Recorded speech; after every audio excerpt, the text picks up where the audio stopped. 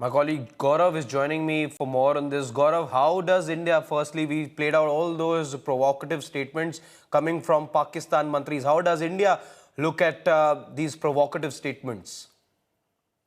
There are a couple of aspects that we must keep in mind. One, when Pakistan's railways minister Hanif Abbasi says Indians are makar baniyas, that's the exact word he used. It just shows the visceral hatred that they have towards India. And this is just manifestation.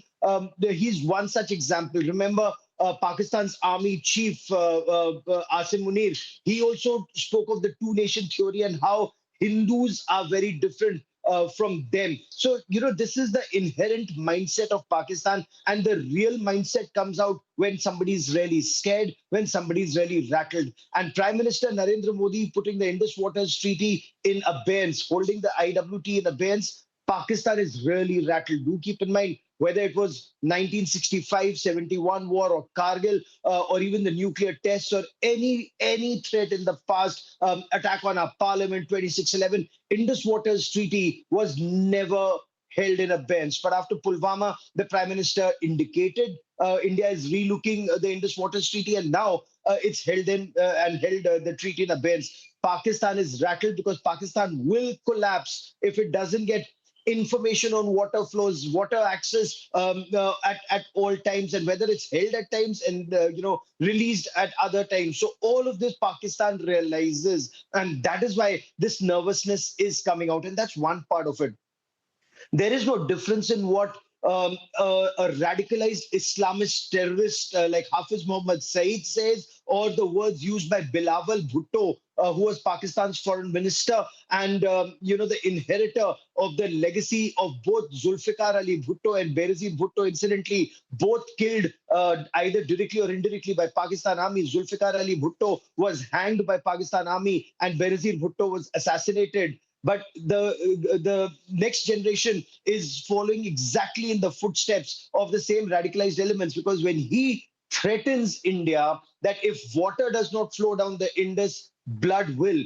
This is the language of Hafiz Saeed. This is exactly what Hafiz Saeed had said in the past. So, for those Indians who think there's hope of Aman ki Asha, the reality of Pakistan is now coming out for the entire world to see. And as far as this threat of a nuclear attack on India is concerned, do keep in mind their former Federal Railways Minister, who was also their Interior Minister at one point of time, Sheikh Rashid, he'd made similar threats saying Pakistan has pow kilo bombs, and those pow kilo bombs are not for their drawing rooms.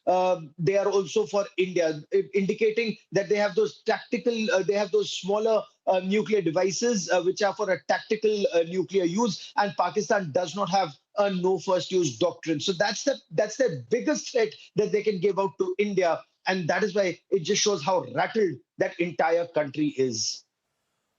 We see all these threats coming in, Gaurav. But are these really, is this Pakistan really firing blanks at India in many ways? That's a very pertinent question. And ever since India and Pakistan did their nuclear tests in 1998, Pakistan actually thought that it can continue terror in India and there will be no retaliation because Pakistan has those nuclear weapons, and Indians are now scared of Pakistani nuclear weapons. Do keep in mind that the Kargil war in 1999 was fought when both countries had already carried out their nuclear tests, and India was able to retaliate. India's response that time was a little muted, that we did not send our fighter jets across the line of control. Point one. Point two, when 2611 Mumbai terror attacks happened and 166 people from over a dozen countries were massacred, including 25 foreigners, India did not respond because of that concept that Pakistan has nuclear weapons and we have to coexist with our neighbors. And that is what gave Pakistan the confidence that it could carry out terror despite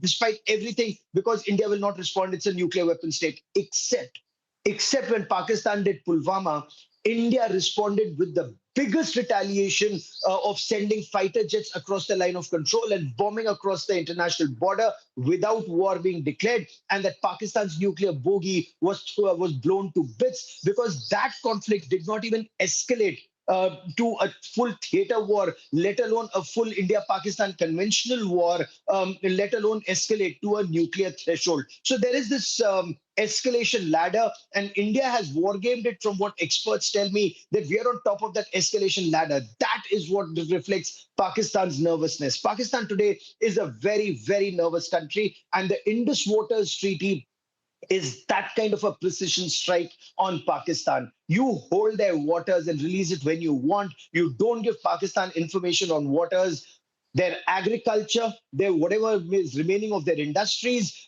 water for their cities. All of that gets adversely impacted, and clearly, Pakistan has no response to that. It will cry. It's like a typical bully. It will try and bully you back, but when you stare the bully down, it will tuck its tail between its legs.